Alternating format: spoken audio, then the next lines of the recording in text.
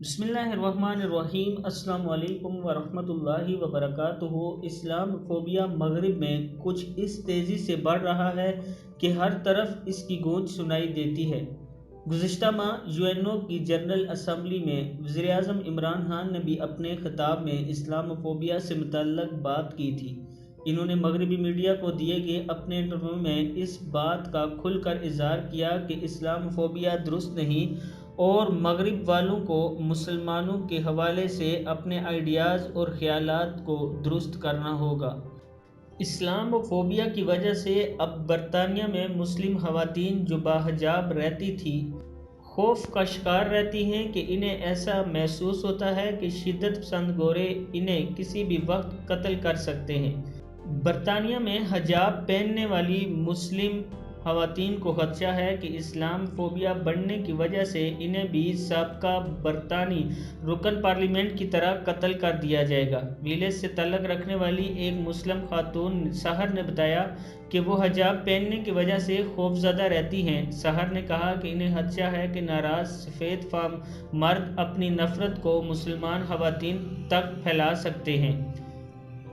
سحر نے کہا کہ جب سے بورس جونسن نے ٹیلی گراف میں مسلمان خواتینوں کے لیے لیٹر باکس کا لفظ استعمال کیا ہے تب سے انہیں سفید فام شدت پسندوں کی جانب سے اسی لفظ سے پکارا جاتا ہے۔ سحر کا کہنا تھا کہ ملازمت پیشہ افراد زیادہ تر سفید فام ہیں، وہ غصے میں ہیں اور اپنا غصہ مسلم خواتین پر اتارنا چاہتے ہیں۔ ان کا مزید کہنا تھا کہ جس چیز کا مجھے سب سے زیادہ خطرہ ہے وہ ہے کوکس کی طرح سڑک پر مارے جانے کا۔ سحر نے پروگرام کے دوران بتایا کہ بطور مسلمان خواتین کے لیے یہاں رہنا آج کل آسان نہیں، خصوصاً اس وقت جب کوئی آپ کو داعش جیسی تنظیم سے تشبیہ دیتا ہو۔ انہوں نے کہا کہ اسلام فوبیا خواتین سے نفرت کی ایک قسم ہے، میرا مطلب ہے کہ اس سے زیادہ تر قصوروار سفید فام آدمی ہیں۔ اس پروگرام کے دوران ایک ویڈیو کلپ بھی چلایا گیا جس میں دکھایا جا سکتا تھا کہ ایک سفید فام خاتون باحجاب مسلمان خواتین پر چلا رہی ہے۔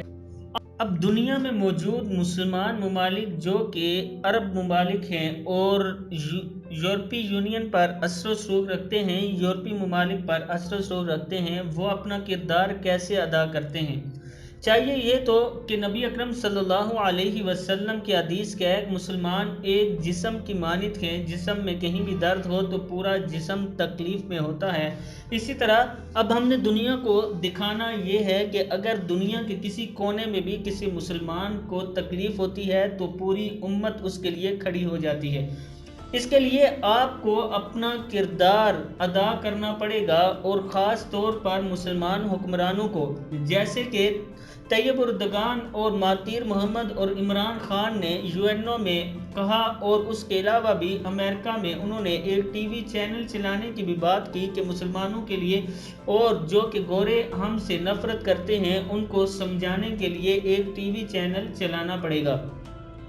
اب یہاں سوچنا یہ ہے کہ کیا عرب ممالک اپنا کام کر رہے ہیں، اور اگر کر رہے ہیں تو پھر دنیا میں مسلمانوں کے ساتھ اتنی نفرت کیوں، اور مسلمانوں کو داعش کا طعنہ کیوں دیا جاتا ہے؟ کیا مسلمان ہی دہشت گرد ہیں؟ وہ دہشت گرد نہیں جو کہ مسجد میں گھس کر نمازیوں کو شہید کر دیتے ہیں، یا ہٹلر جیسے خون خرابہ کرنے والے اور خونی درندوں کو آپ دہشت گرد کیوں نہیں کہتے؟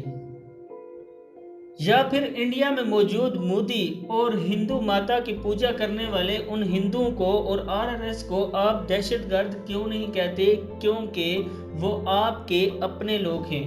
کیا انڈیا میں RSS مسلمانوں پر ظلم نہیں کرتی؟